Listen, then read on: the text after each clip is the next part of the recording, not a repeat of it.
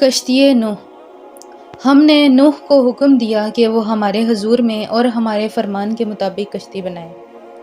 حضرت نوح علیہ السلام کشتی بنانے کی کیفیت اور اس کی شکل و صورت کی تشکیل بھی حکم خدا سے سیکھ رہے تھے، اور ایسا ہی ہونا چاہیے تھا، کیونکہ حضرت نوح علیہ السلام آنے والے طوفان اور اس کی کیفیت و وسعت سے آگاہ نہ تھے کہ وہ کشتی اس مناسب سے بناتے، اور یہ وحی الہی ہی تھی جو بہترین کیفیتوں کے انتخاب میں ان کی مددگار تھی۔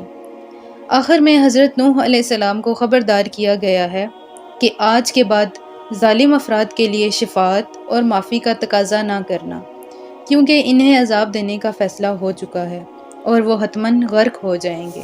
حضرت نوح علیہ السلام کی قوم جو کہ انتہائی نافرمان تھی، انہوں نے حضرت نوح علیہ السلام کی دعوت کو بجائے اس کے کہ غور سے سنتے، اسے سنجیدگی سے لیتے، الٹا مذاق بنانا شروع کر دیا، اور مغرور افراد کی طرح اپنی ہی تمسخری عادت کا مظاہرہ کیا۔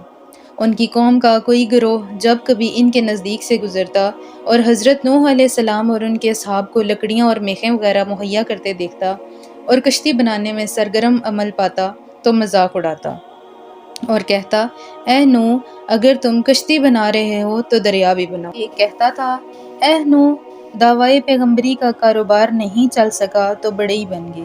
دوسرا کہتا تھا، کشتی بنا رہے ہو تو بڑا اچھا ہے، البتہ کشتی کے لیے بڑا سا دریا بھی بناؤ، کیونکہ کوئی عقل مند ہی دیکھا ہے جو خشکی کے بیچ میں کشتی بنائے۔ ان میں سے کچھ کہتے تھے کہ اتنی بڑی کشتی کس کے لیے بنا رہے ہو؟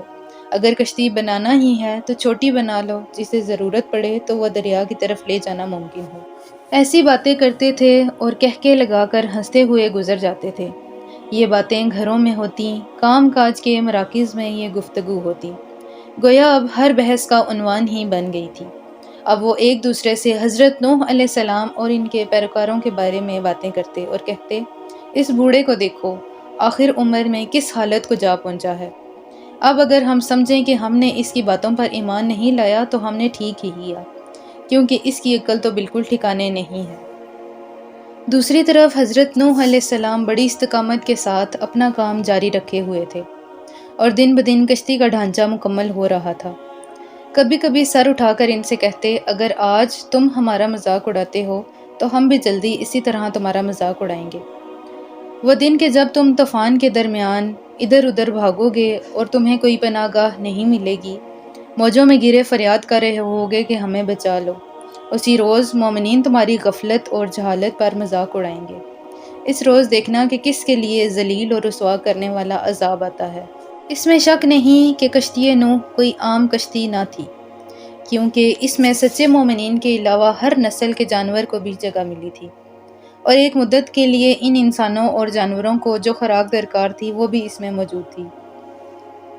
ایسی لمبی چوڑی کشتی یقیناً اس زمانے میں بے نظیر تھی، اور یہ ایک ایسی کشتی تھی جو دریا میں صحیح و سالم رہ سکے، جو نابود نہ ہو، جس کی وسعت اس دنیا جتنی ہو۔ اس کے لیے مفسرین کی بعض روایات یہ ہے کہ اس کشتی کا طول 1200 ذراع تھا اور عرض 600 ذراع تھا۔ ایک ذراع کی لمبائی تقریباً آدھے میٹر کے برابر ہے۔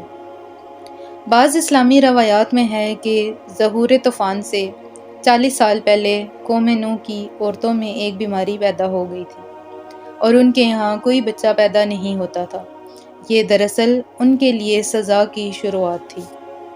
ہم نے دیکھا ہے کہ کس طرح حضرت نوح علیہ السلام اور سچے مومنین نے کشتی بنانا شروع کی، اور انہیں کیسی کیسی مشکلات آئیں، اور بے ایمان لوگوں نے کس طرح سے ان کا تمسخر اڑایا، اور اس طرح تمسخر اڑانے والوں نے کس طرح اپنے آپ کو طوفان کے لیے تیار کیا۔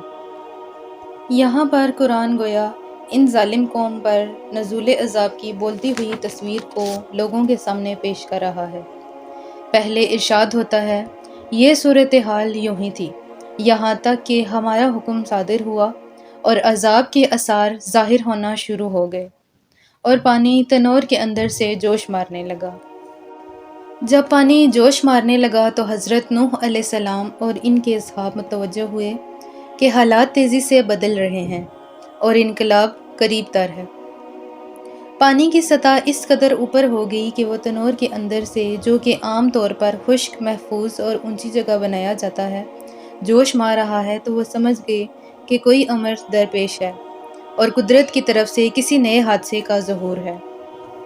شاید غافل اور جاہل قوم نے بھی اپنے گھروں کے تنور میں پانی کو جوش مارتے ہوئے دیکھا ہو۔